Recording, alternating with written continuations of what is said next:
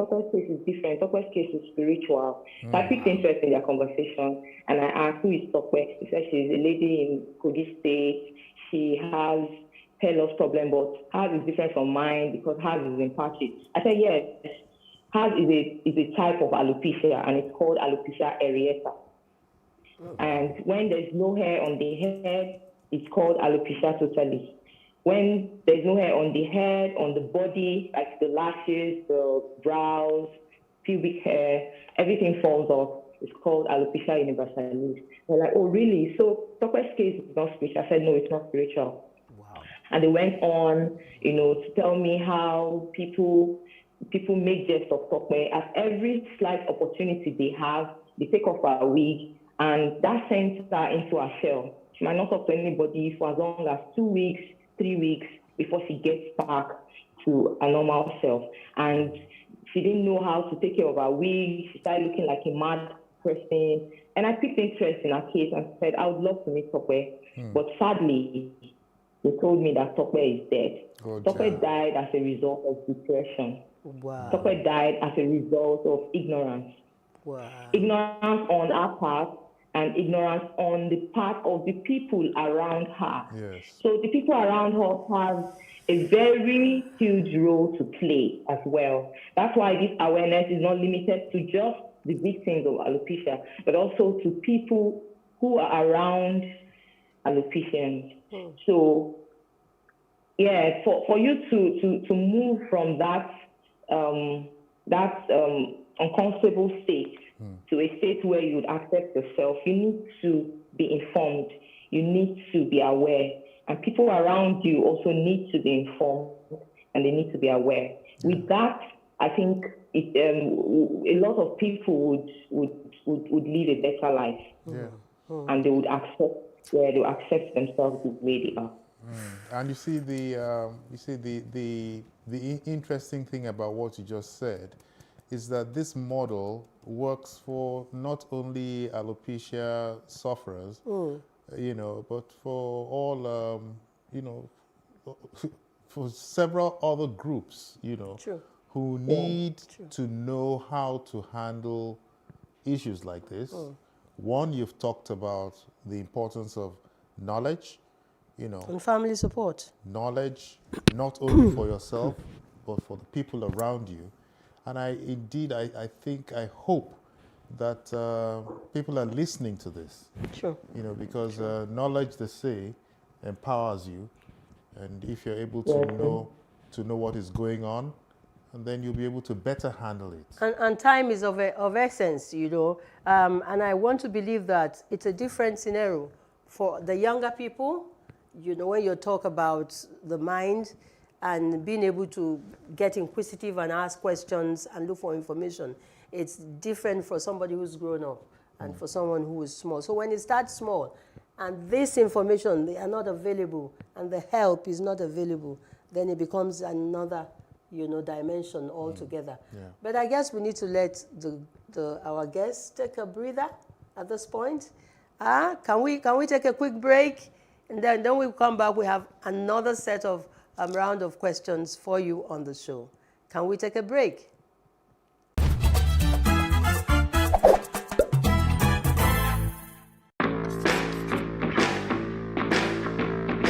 My true story, my brown skin. My brown skin, my power. My brown skin, my heritage. My brown skin, my legacy. My brown skin, my evolution. Brown skin, don't crack. Brown skin is you. My sexy, my brown skin.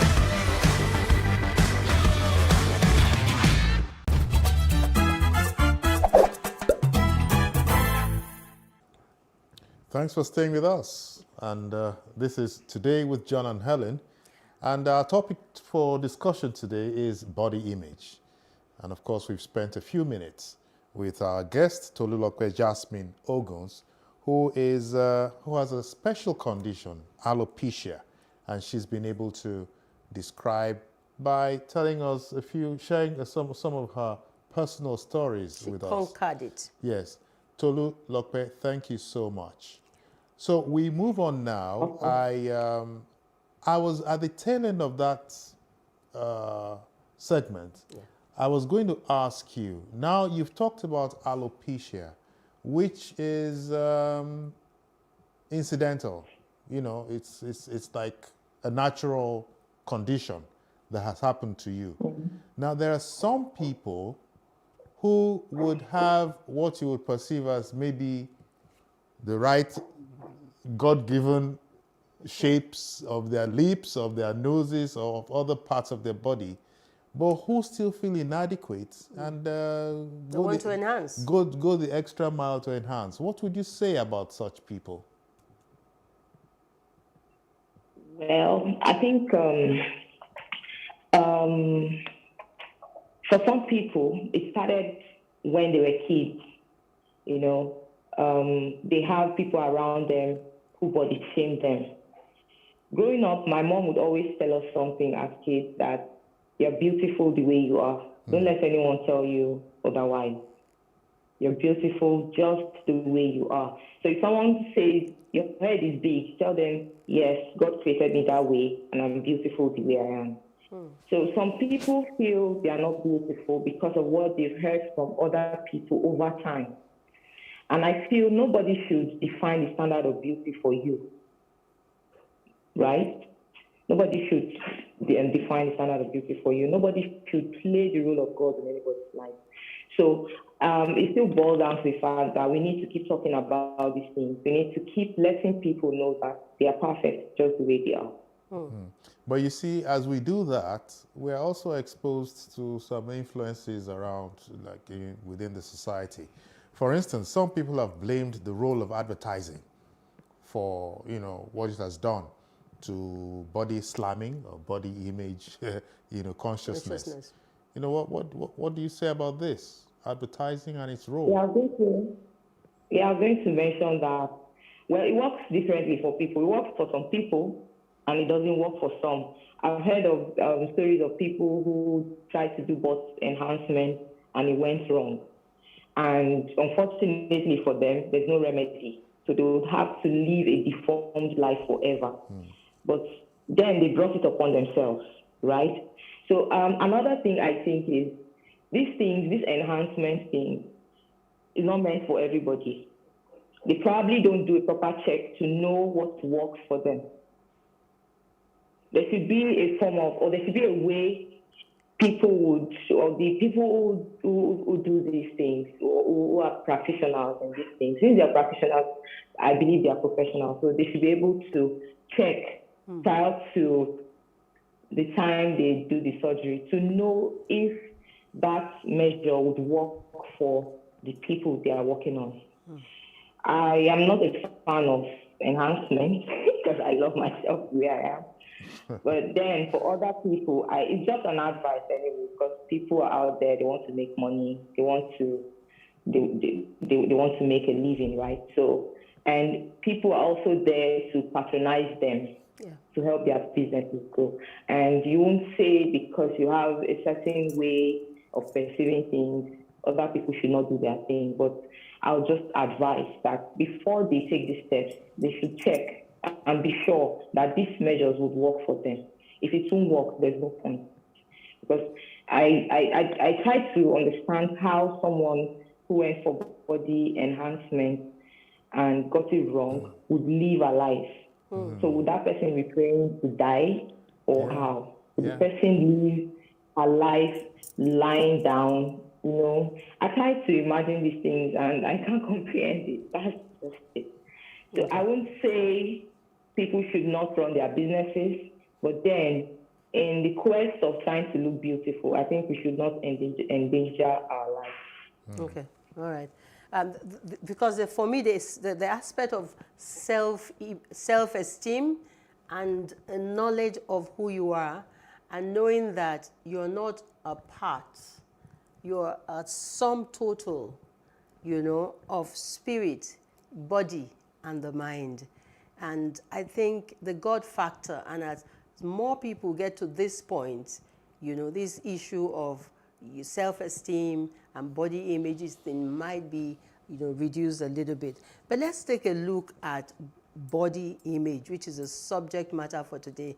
And while we were looking at some information here and there, we found out that it's a little more when you talk about the transgender people. Have you come across this in your research and in your work? Not really. I've not really paid attention to that. Okay. So I don't know much. I don't know much about that. Okay. So I wouldn't want to say.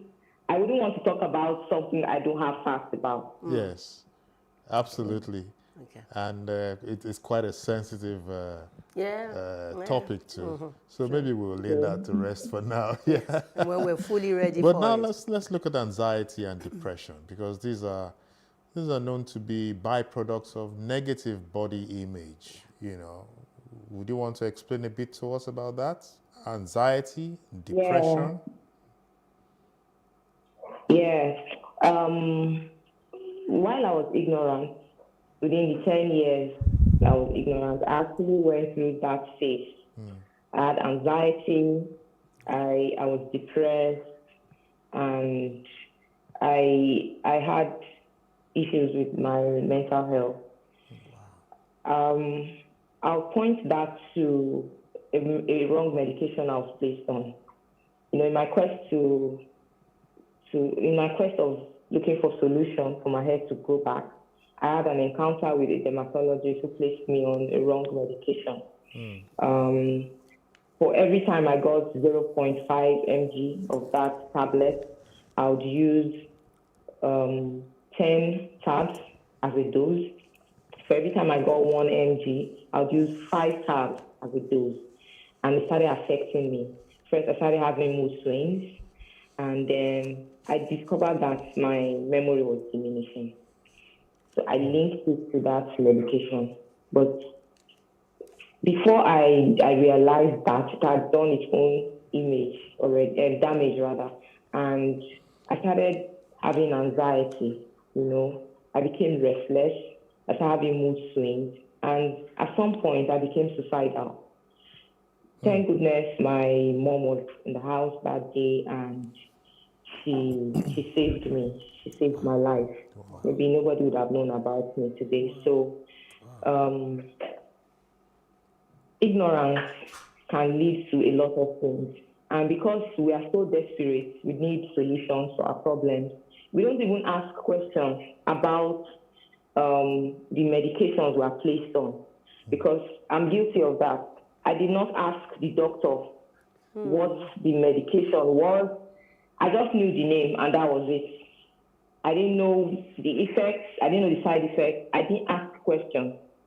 He prescribed the medication, and I took it, and I started using it. So I would advise people to always ask questions. Even when they tell you you have malaria, ask questions. Right now, I'm very, very inquisitive. Like, I ask questions a lot. Some people get angry over that, but I don't care, because I've gone through a phase that has brought me to that point in my life where I need to know about everything and anything I take. So it is very, very important that we get detailed information about the things we use on ourselves, on our bodies, even creams. Some people just go to the market, they pick up creams because it's working for someone else. They don't know if it will work for them or not. And they start using it. And before you know it, they start having reactions on their skin. And in some cases, it might not be a minor thing. It might just generate into something bigger. And that's where their problems begin from. So for us to avoid anxiety, depression, and all of that, we need to be informed. We need to ask questions. We need to know, we need to have full details of the things we use, the things we ingest, the things we apply on our body, and all of that. Yes. Okay. I while I was, looking at Google for this, I came across some nuggets. Can I borrow that word from you, nuggets? 10 tips, for example, things that you can do, because you've been in this practice for a while, things that you can advise people to do on a regular basis, to take them away from the negatives of body image. I hear that some eating disorders also comes, as a part of it. But what can we do individually on a daily basis to affirm that this is who we are and we're beautiful? If you give me 6 of those, I will be eternally grateful to you. Okay, yeah, first, you need to take a lot of water. It used to be a struggle growing up because my mom would always wake us up and give us water first thing in the morning. To me, it was strange. Like, why would you want me to take water on an empty stomach? I should have something first before taking water. But she keeps emphasizing on the fact that water is good because it keeps you refreshed. And it's a good thing for your body to be hydrated at all times. So I think water first. Water is very important. If you take water first thing in the morning, if you try to exercise is very, very, very important. And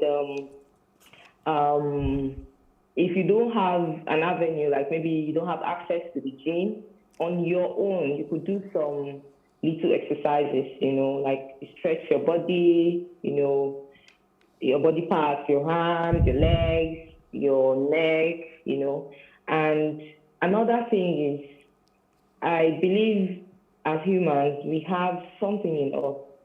We have something special in us that we can exhibit. For me, I'm a creative artist. When I'm down, I try to come up with something creative. I try get busy. to either paint, I try to either paint or sculpt or design a fabric, you understand? For some people, they could sing.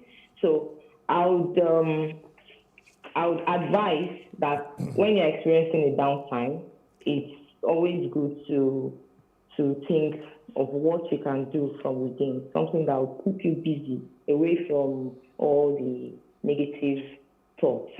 Okay.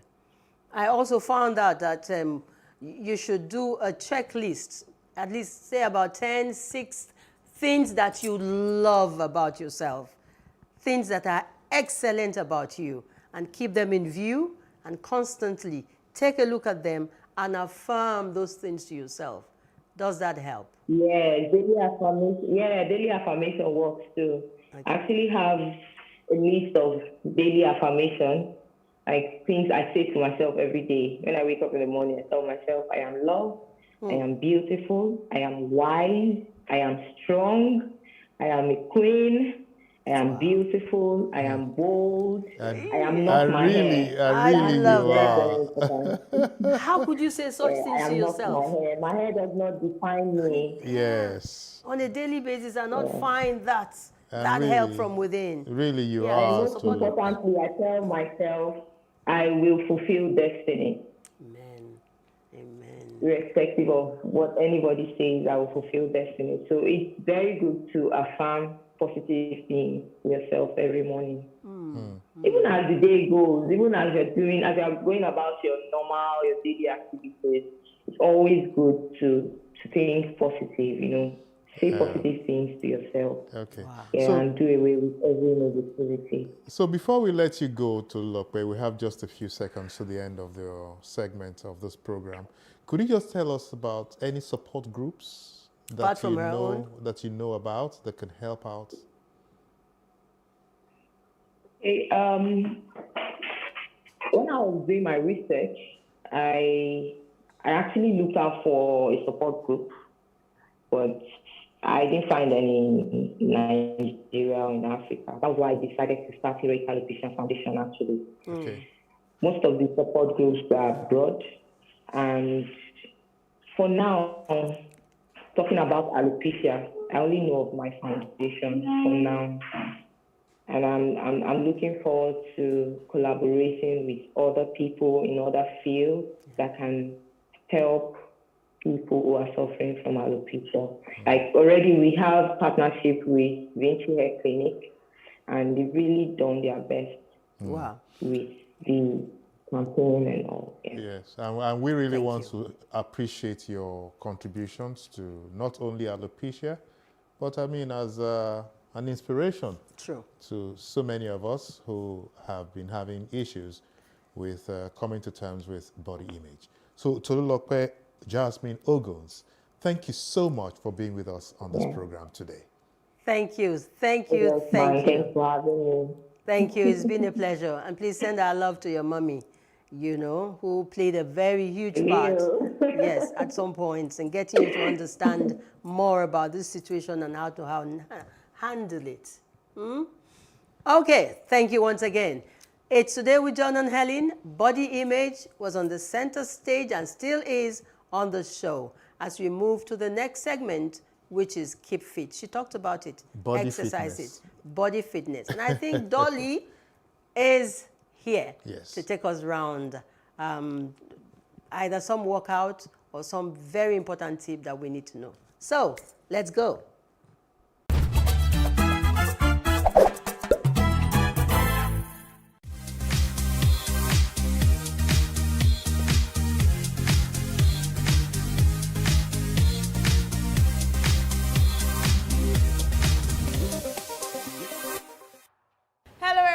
And welcome to another session with us. All right, so as you've noticed, we're on the floor today because we're working abs. We're cooking those six packs. You want some? Yeah, I know you do. So get a mat and let's get on the floor. We're going to go straight into the workout now. So first of all, just a point to notice, you want to make sure there's no space here. So don't stay on the floor like this and have a space. That way you hurt your back. Instead, tilt your pelvis forward. Make sure your lower back is completely on the floor. Now you can see there's no space at all. And this is the position you stay for every workout that you do on the floor.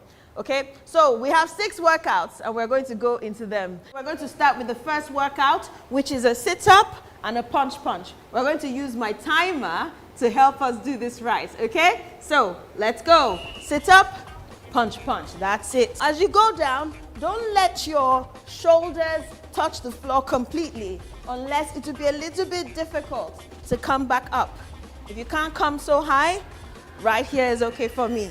Last one, and rest. Very good. Next one, we're going to do a sit-up and a knee press. Sit up, bring your knee to the chest. Let's go. Good.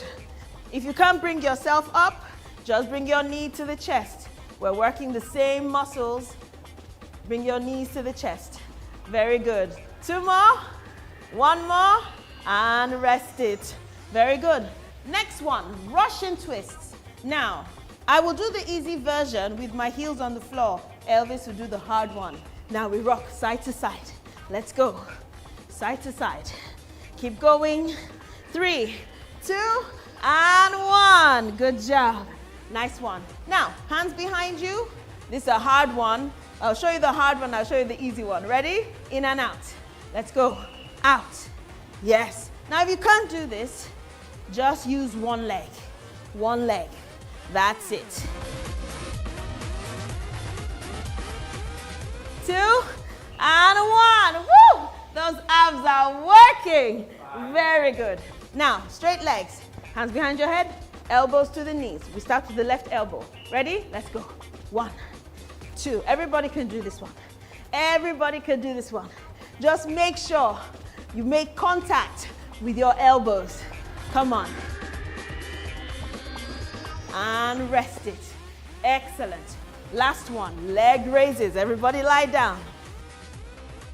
I'm going to raise one leg up at a time. Elvis is going to raise both legs. Elvis, let's go. Good. One leg at a time. Relax your head and shoulders on the floor. Lift that leg up. Try to keep your legs as straight as possible.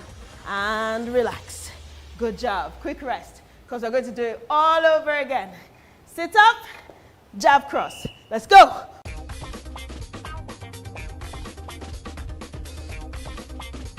9, 1 more. 10, nice. I felt that one. All right, sit up, knee press. We're going to lie down, come up, knees to the shoulders. Let's go. This is also an option if you can't sit up, all right? But I'm going to sit up because I really want that 6-pack to come out this 2021. 12 packs even. One more. And relax. In and out. Hands behind you. We're bringing the knees to the chest. Ready. 1. Woo! If you can't do this, remember, one leg at a time. I'm going to join Elvis here. One more. And relax. Woo! These abs are crying. Are they crying? Elbows to the knees, hands behind your head. Get ready. 3, 2, 1. Let's go. Make contact with those knees. Make contact. And 1. Good. Now we're going to stretch both knees to the chest. Big hug. 8, 7, 6, 5, 4, 3, 2, 1. Extend one leg out. Very good. And change. Excellent. Good job. Now extend both hands above your head and both legs. And imagine somebody is pulling your legs and another person is pulling your hands. You should feel that stretch all across the abs there. Let's count. 8, 7, 6, 5, 4, 3, 2, and 1. Oh, that's such a relaxing stretch. I don't want to stand up from here, but we have to. Everybody get up. Good job. Cross those legs. Let's face the camera now. Drop the left elbow on the floor and stretch the side. 8, 7, 6, 5, 4, 3, 2, 1. Now don't go back, just sweep close to the floor and drop the other elbow and reach over. 8, 7, 6, 5, 4, 3, 2, 1. Remember, we're going to sweep again all the way around and then we come up. Hands above the head, clasp, push towards the ceiling. 8, 7, 6, 5, 4, 3, 2, 1. In front of you, push, stretch those shoulders. Very nice. Now, the next one's a little bit difficult, but just go as low as you can. Both palms on the floor and slide out. And let your chest touch your legs. Go and drop your head. 8, 7, 6, 5, 4, 3, 2, and 1. Slowly roll up. Extend those legs in front of you. Shake, shake, shake. Wow, that was a good workout, wasn't it? That was nice. Give yourself a little massage. Come on. Sorry, darling. Sorry, muscles. We've disturbed you today. Shake, shake, shake, and relax. Good job. Thank you for joining us today. Elvis, nice one. Yes. So keep safe and be good out there. Until the next time, bye-bye.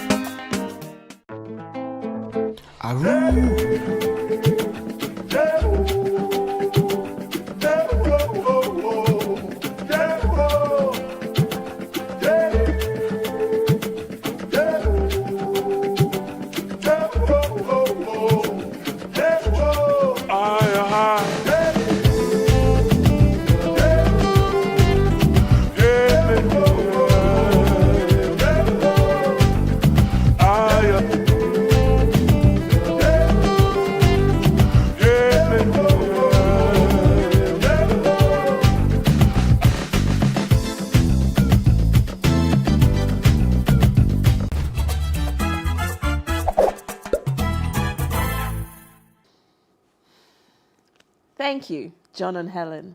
Cosmetic surgery has been a tricky subject for a very long time. There's some very strong advocates and there's some people who are against it. But here's the thing, cosmetic surgery in itself is not a bad thing. I, for one, plan to do cosmetic surgery at some point on my breasts because they're too big and they cause me a lot of back pain. So I just shocked you there, didn't I? You see, cosmetic surgery is not a bad thing. It's going to help me live a healthier lifestyle in the future. For me, there are lots of taboos, and we need to break those taboos. And one of those taboos are cosmetic surgery. Why is it such a taboo? Why is it such a dirty word? It's time to start shedding the spotlight on cosmetic surgery and look at the pros and cons before we decide to go under the knife. Let's try and do it properly and safely. And with me to do this are Damola Ladejobi, aka Coach Dams, founder and CEO of Ask Dams and Ask Dams Wellness Institute, and Sharon Ademefun, CEO and founder of Rona Beauty Center and microblog, Diary of an Inner Fat Child. I love that title. Welcome to you both. Thank you. It really is an honor to have you here today. Thank you. So, we're talking cosmetic surgery, and we're going to delve right in. And for me, the first question is, what is beauty to both of you? You go first. Okay, what is beauty? Let's be honest. Beauty, it means different things to different people. And it's, when people think about beauty, they think about it in terms of the physical appearance alone, you know. And as with all things, even with food, we eat with our eyes first. So let's get that stated.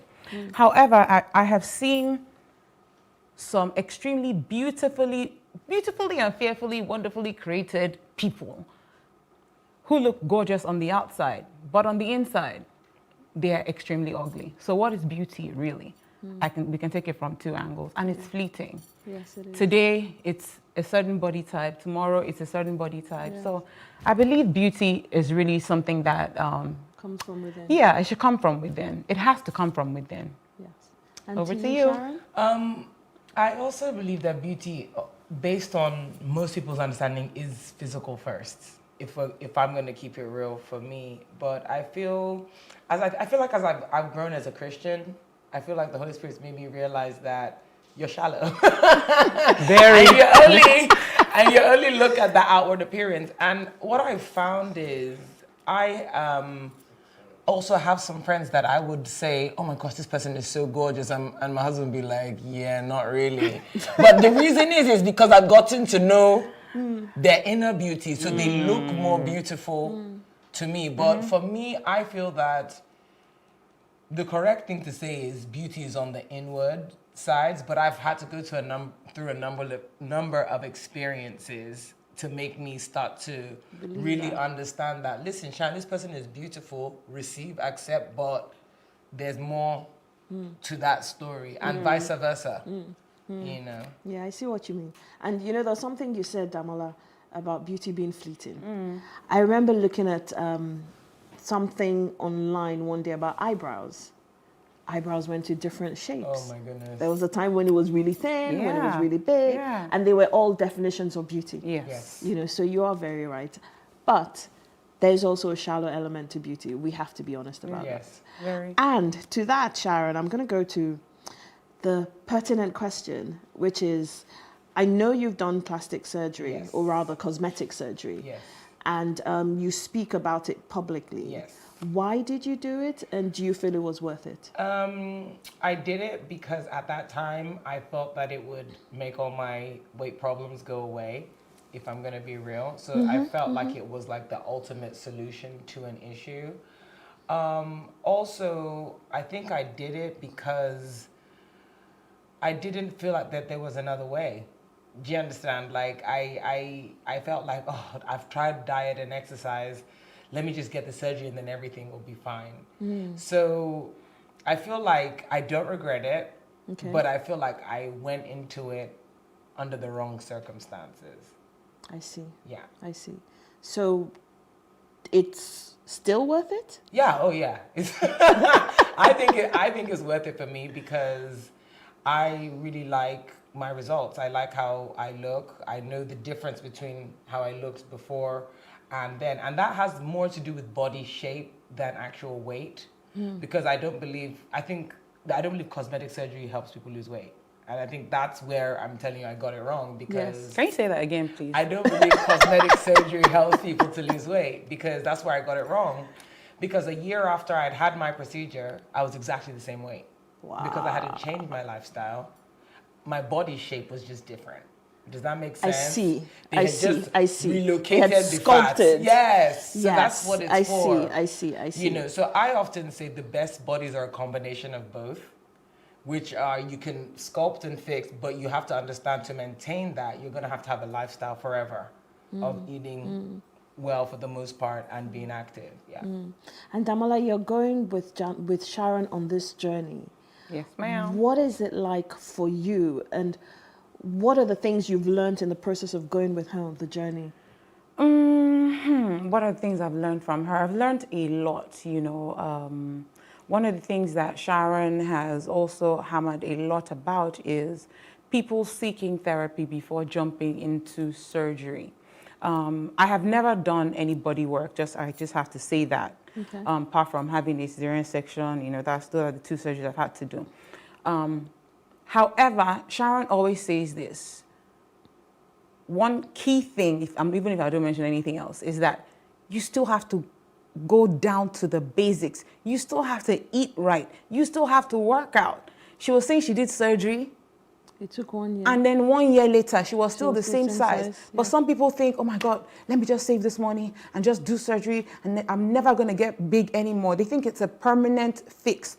And so when that doesn't happen, it sends them into a roller coaster of depression. Major. I don't know whether that did that to Sharon, Major. but I've seen a lot of people depressed from the after effects of surgery. So post-surgery, you know, they're retaining water, they're in a lot of pain. I know somebody who actually passed away. Now, that is a bad side because there are some people, that's an extreme here, because there's people that they come out and you look at them and you're like, oh my God, can I just grab your body in a heartbeat? But one key thing I want people to take out of this session today, even if you don't hear anything from Sharon, is that you still have to go back to the basics. So I'm not saying basics meaning you have to go to the foundation, the root of the problem. Thank you. Yes. The root of the problem. Ask yourself, first of all, why do I want to do this?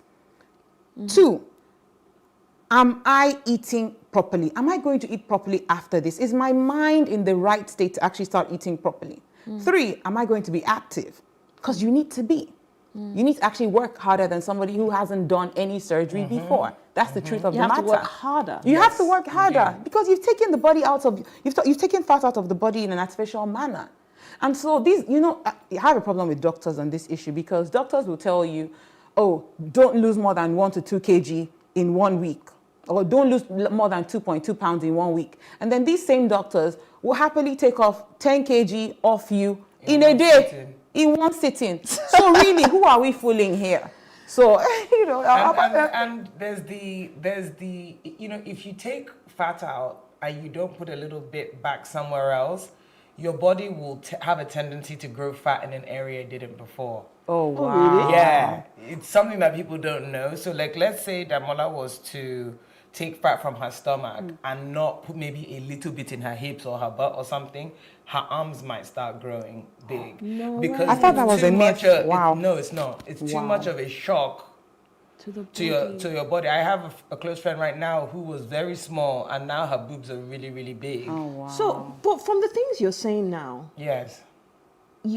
I would be like, I don't want to do cosmetic surgery. See, for me, I guess I should conclude with you need to do your research. Do you understand? Okay. And yeah, so I don't know if that's another question that's going to come up, but I found this out because I was very open and I asked a lot of questions. Right. So even though I might have said, oh, I just want to have a tummy tuck and lipo, because I realized I don't want to grow fat in other areas, it makes you make a different kind of decision. Like, okay, well, if I'm going to do that, maybe I will put a little bit in my hips just so that my body... So it comes down to the fat being removed from your body too quickly. Oh, wow. So you understand? Wow. So wow. Sorry. So that means if you take it out from somewhere, you have to still put It it must be back put back, or somewhere. else there's. And it won't happen now. It will happen like in a year or two. Wow. It didn't happen. It didn't happen to me because I knew because you did your beforehand, research, and so I made sure that whatever they took That's out. a lot of wow. Yeah. But let me ask this question. Social media, Sure. pop culture, Yes. reality TV shows, they're all advocates for cosmetic surgery. Yeah? Are they advocates or are they lying? that they advocate. That was where I was going with I this. don't know if they're advocates because you have the love and hip hop ones that remember the one that got stuck in Turkey recently, crying and botched job. So you have those ones, right? Then you have the ones that do a nice clean job, like I would say like the younger Kardashians, like them Kylie and Kendall. I didn't even know they got. They've perfected the subtle surgery, and then they'll make you feel like they worked out, right? And then you now have the ones that are extreme but still say, you know, that they worked out. So that's the negative angle of the social media. But from a positive standpoint, you have websites like therealself.com. You have people giving their post-surgery journeys on YouTube. And The Real Self, why I like it is because you can speak to doctors directly. They show their results. People give ratings to the doctors. Wow. They talk about their personal experiences. And this comes back down to the mental health aspect. Because if you're a mentally sound person, you can take your time to make a decision. A lot of the mental health aspect is the rush, the emergency-ness. Sorry, I don't even know what word to use. Urgency. The urgency to do it now. Urgency. And in doing it now, they skip all these steps. Do you kind of understand? To Yes. find out what's going on. And then a lot of people post their bad things on YouTube. It's just if you decide you're gonna, take that information. I think it's kind of balanced, to be honest with you. I think from the, reality TV star aspect, there's the social media influencer aspect. But if you're looking for both the good and the bad, you will find it. it. You just need to.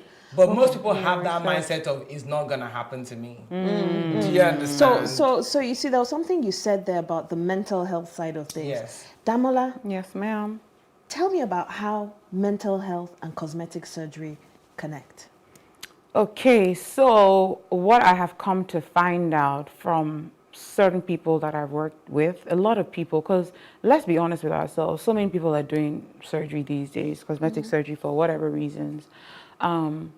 I've come to see a lot, like 95% of them struggle with body dysmorphia.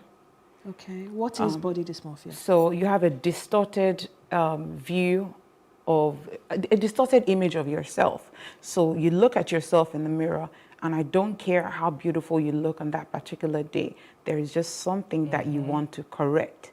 You see, because your mind is not yet balanced, your mind is not stable enough for you to understand that, look, beauty can actually come in different shapes and sizes. And so you have done this body work. For some reason, you're still going to see something wrong with yourself. You may actually be perfect, like 100% perfect. Like a dams can walk by you and be like, oh my God, I want this body because I don't have that figure eight. I wish I had it. Do you get what I mean? But on a serious note, I've seen a lot of people go through body dysmorphia, and that alone is a major mental health disorder. You're working on it with me. I wanted you to talk, so I didn't want to call nails. I actually have body dysmorphia, but it's something that I'm still working on. But don't we all have body dysmorphia? We do all have it, but you can have one that you actually can't actually see your progress. Do you kind of get what I'm saying? Now, some people have body dysmorphia on the other side, where you see people who are heavily fat wearing tube tops and bum shorts. Thank So you. There's two There's sides a flip of it. side. There's the body confidence aspect, which is, maybe you start not dressing body appropriate, but in these days they'll tell you what is appropriate and what's not appropriate. The lines are blurred, but everyone does have things that, and that's what I'm talking about, the mental health aspect. So you have accepted that you want to get your boobs reduced at some point, but you've also thought, okay, do you know what? I'm going to have my children. I'm probably going to breastfeed, blah, blah, blah, which I totally, advise, because I did have a kid after I had the surgery, and does it hinder the milk it flow does. for real? And Oh, it wow. was another whole So that's another thing they don't tell people. because or they do? because some women can. So it's a percentage thing. So I did for 6 weeks, you know. But sorry, the point I was trying to make is it's a healthy acknowledgement of what she doesn't like, and she's willing to wait to do what she needs to do for her life before going into something that's a bit more personal for yourself. Yeah. Where body dysmorphia comes into play is that I have to do it right now. I see. Do you get? Because in my head I was thinking... And until you do it, you self-abuse yourself. Till you do it. So I can say to myself, before I went into surgery, there was a huge amount of self-loathing. I hated myself. I was now on changing in the bathroom status. And I hate changing in the bathroom because it's all hot from the steam, but I literally didn't even want to look at myself, talk less of other people looking at me, because I just couldn't accept that you had a baby, your body is recovering, so on and so forth. And then I would just you will find that people who have this, they're big detox people. They're always on some kind of quick thing. So it's also part of the mindset, after I have surgery, I'm just going to do this detox. Not accepting that your mind actually isn't physically, mentally prepared for the pain, the change, and the transition. So I'm going to ask you a question. Sure. Because you talked about being in the bathroom, not wanting to see yourself naked and all of that. Yes. You were married at this time. Yes, I was. And you already had a child. Yes. How did this impact your marriage? It did in every way. I feel like husbands really suffer through things like this, especially if they can't afford for you to have the surgery. Let's be real. It's like... So the surgery is super expensive. It's not cheap. I'm just going to put it that way, because I don't know how much people are charging in Lagos, because it's a big thing in Lagos now. But when I went to have my surgery, my husband paid over $20,000. Wow. Do you understand? Because I was having so many things done at the same time, which is, I don't know if you'll ask later, but which is one of the major advices that I give to people, that keep whatever you're doing small. Like narrow it down. So instead of doing 4 things, maybe do 2.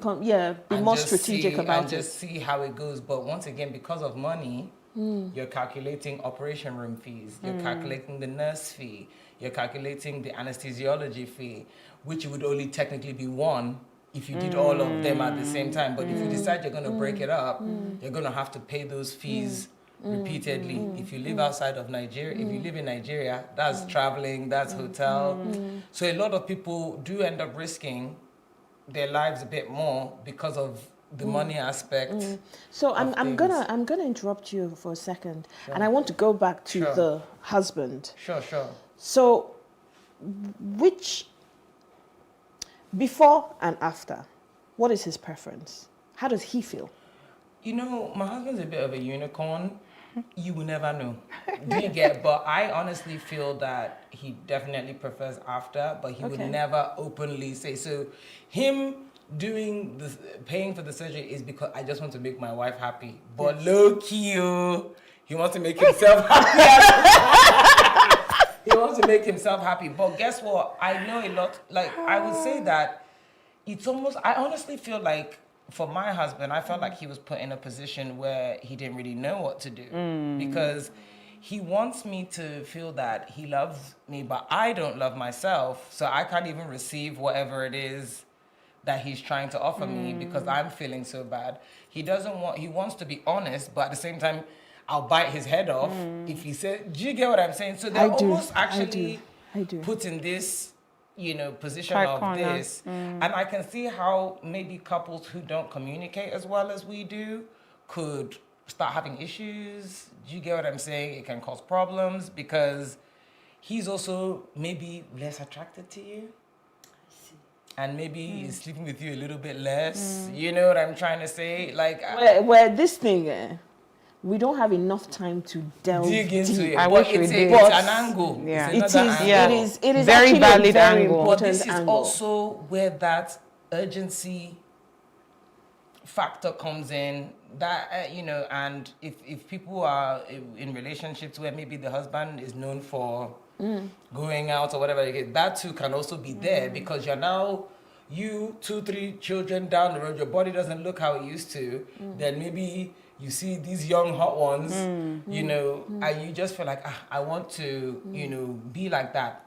Thankfully for myself, I can honestly say that was not for me. I think I just had a problem with myself. And I think that because when I had my first child, I had extreme exercise bulimia. And it was one of those situations. What's exercise bulimia? It's when you... Damola, go for it. You know what I want you to... I'll say a line about it, but I want her to go into it because she actually went through it. So it's when you are extreme about calculating the amount of food that you eat, and you either have to burn off at exactly that or double it because you always want to be in a caloric deficit. Wow. So if I ate, like, after I had my son, I breastfed him for 6 weeks, and I literally could have done well because I wasn't understanding the whole supply type of thing, but at the same time, I really wanted to diet. So I ended up just stop breastfeeding him, and I used to pretend I was breastfeeding him. I would hide in the closet and feed him formula, and then when, like, my aunt or my stepmom would come in, or my mother-in-law would come in, I would put him back on the boob until he's all full now.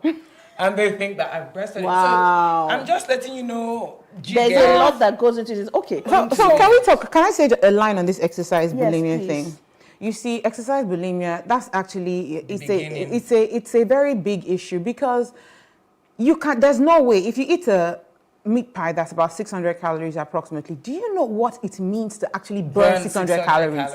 So it will take you about 2 hours or 3 hours of doing something very intensive. 2 hours on the treadmill. Yes. So here's how to think about it.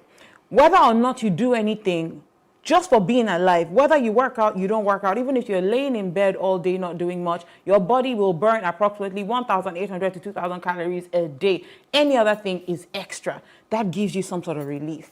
So you don't need to go into an exercise bulimia.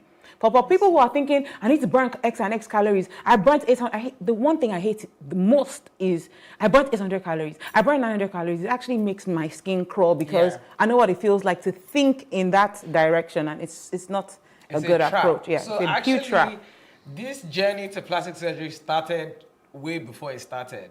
Wow. Because it was an unhealthy understanding of your body, how your body worked, and not accepting how you looked. Do you understand? So to round up, I want to ask the both of you, starting with Damola, if you were to give someone who wanted to do plastic surgery or cosmetic surgery, yes, if you were to give them advice, what 3 things? You've said a lot of them in this short timeline, but what 3 things would you say to them? Okay, what 3 things would I say to them? I will tell them first things first. You see, I've never met anyone as honest as my friend Sharon. She's my friend, she's my sister. I've known her since forever. Go and watch Diary of an Inner Fat Girl. She is so honest and open, and if you're not going to hear the truth from anybody else on this planet, you will hear it from her and her page. She talks about it all the time. So please, go and watch Life of Diary of an Inner Fat Girl. And I'm not trying to market her YouTube page. She doesn't need it to make money. That's the truth. Okay, that's the truth. That's thing. one. Second thing, please make sure that you see a therapist before you do any form of cosmetic surgery, because I have seen the effect, the after effect, negative after effect on a lot of people. Yes, they are positive, but I've seen a lot of negatives, and the negatives are the ones they run back to me and they don't even know where to start from, and then they end up having some form of eating disorder that we don't know about. Now we're hearing people talking about, you know, cutting their stomachs and all of that. That's something I never knew about. Yeah, like apparently gastric. You can cut your not gastric. You actually cut your stomach. It's permanent. So that means that if you have not trained your mind to eat properly, which is my third line, God, thank you. So that means you're subjecting yourself to a lifetime of throwing up. What? Because why would you, if you cut your stomach to half of its size or quarter of its size, cutting part of the so you will puke, because obviously you're going to have the portions, all these things need readjustment. So, okay, so one, life of a diary, watch Life of a Diary of an Inner Fat Girl by force. 2, therapy. Number 3, therapy. 3, what's the thing I said? I spoke to. So 3, it all boils down to you're still going to need to eat healthy and exercise. So do it and call it a day. Look at Kate Henshaw. Sorry. She may have other, somebody said she's not, her life is not perfect, blah, blah, blah. Whatever it is, physically, she's still working out and eating healthy. She puts in the work. Thank you. You're going to have to put in the work. I want to eat better. Okay, today I ate meat pie yesterday. Let me try and eat something healthier today. Balance is key. Just do the work. Yeah. Balance is key. And then the 3 things very quickly. For me, the first thing is understand that cosmetic surgery is a potential gateway drug.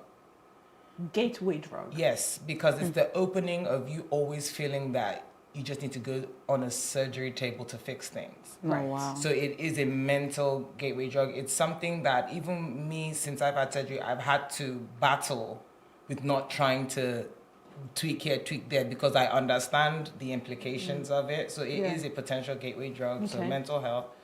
Second thing, from the day that you've made a decision that maybe you want to do the surgery, I would please at least 6 months to 1 year of a healthy lifestyle consistently before even doing it. Okay. If you can even, so you get into if you can even get down as close to your goal weight as possible, it will be better for you. Okay. And finally, ask questions. I cannot stress about it. Like literally, even if it's not people in your circle because you don't want them to know, there's someone out there who's willing to tell you everything and willing to share that information, so you can really, really make an informed decision. And I know you said 3, but 4, why? Okay, ask yourself the question why. Very important, very important. This has been an extremely enlightening few minutes. We have really shook the table. We have. Which is what we plan to do. And I really hope that it's been informative and perspective shifting for some of us. Right. But the one takeaway that I also want us to be aware of, cosmetic surgery in itself is not a bad thing. No, it is answering the question why first. That's actually the first thing I would say. Yes. First, understand the why. Yes. And then move from there. Yes. Yeah. So thank you so much. Thank Damola and Sharon for being Thank here you. today. Thank you so much. We really appreciate it. So up next will be John, Helen, and myself wrapping up the show very quickly. Once again, Damola and Sharon have been absolutely awesome. Thank you. Gracias. Thank you. Stay with us for a few more minutes.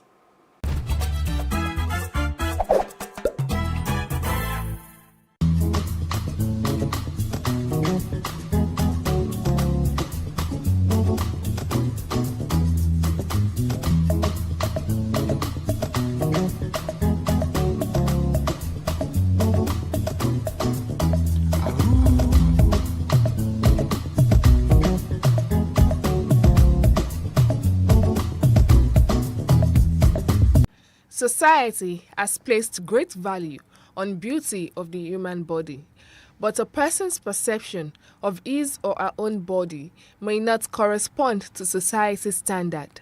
A person's body image is thought to be in part a product of their personal experiences, personality, and various sociocultural forces.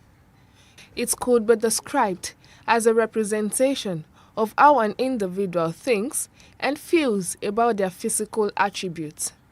Body image is the perception that a person has of their physical self and the thoughts and feelings that result from that perception. These feelings can be positive, negative, or both, with the insatiable desire to look perfect. An increasing number of women have embraced beauty using anti-wrinkle injections, facelifts, eyelid surgery, tummy tucks, breast augmentation, breast implants and resurfacing, butt enlargement through cosmetic surgery.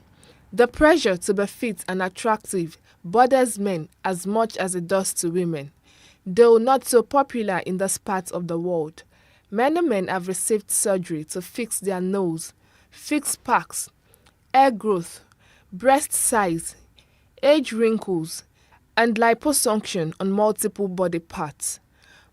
When a person sees their body and accepts it the way it is, recognizes that it may be different from other bodies, but it is still unique and beautiful, though not by popular standards, so they love their body, care for it, and are comfortable and confident in their skin, then that is positive and healthy body image.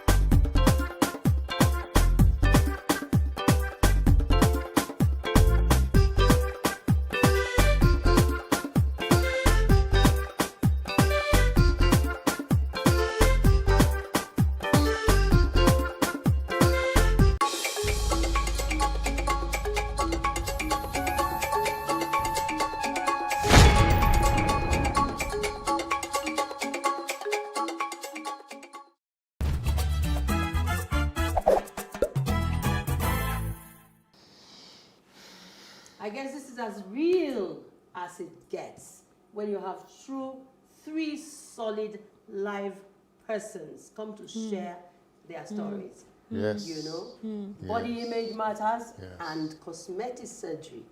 Before now, I thought it was all vain for you to think about changing what God has done. So now what is it to you? I am in between. It's not now. I just said I'm in between. back pain. I said for me. I have a lot of Yes. back pain. Oh, Pharaoh, let's talk about yours. Yeah. But it's I true think- now, so it's not a I vanity think for thing. live It's a health television, thing. we don't want. All right, so welcome back. This is Today with John and Helen, and we will take my nugget for Right now. about now. The nugget for today is introverts can't speak in public. Who says? Who says introverts can't speak in public? And the truth is, Pharaoh is an introvert. Where are But you? when she gets on set, she opens up. When she gets on set, she opens up and she does the job. So that's what public speaking is all about. You know, when you get out there, you have to have it in your head that you're here to deliver. Yeah. So there is nothing like being an introvert in Not public being able to speaking. speak in And public. that's the nugget for today. I hope you've enjoyed it. I think in everything about life, for you to get substance and value out of it, you must get the whys right. Yes, you must. Because you think she's an introvert and she's doing an excellent job at public speaking and hosting shows because she knows why. She knows and the why. substance and the value and the lives she changes, you know, by doing that excellent job. So By the that's- grace of God. So Okay. that's our show for this week. Next week, We'll be back. we'll be bringing you something a lot more interesting, I Yes, hope. we will. Yes, we will. See you So, again next week. Thank you to all our guests. Wonderful guests today. Thank you. Thank Bye. you.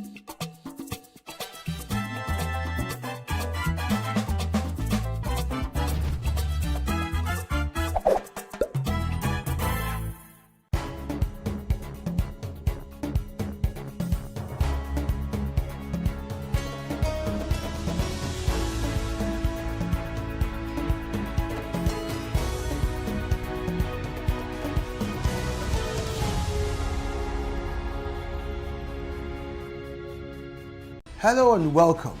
It's Nimasa This Week, the voice of maritime.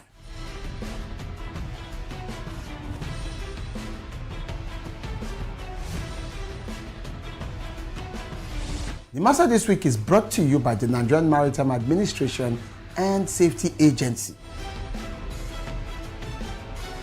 Statutorily mandated to ensure that there is regulation and promotion of matters affecting our waters.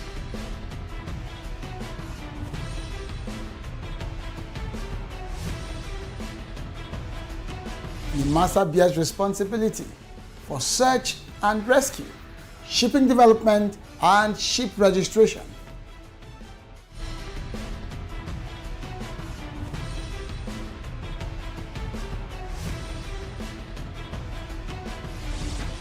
NIMASA This Week, the voice of maritime, showing on this channel.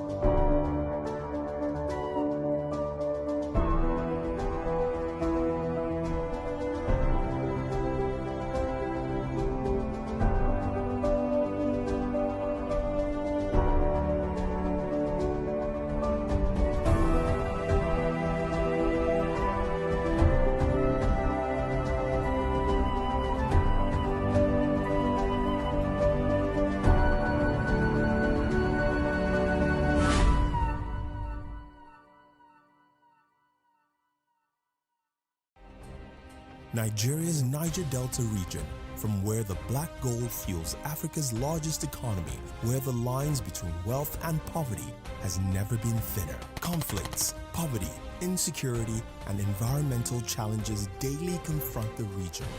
How can the Niger Delta story be changed for the better?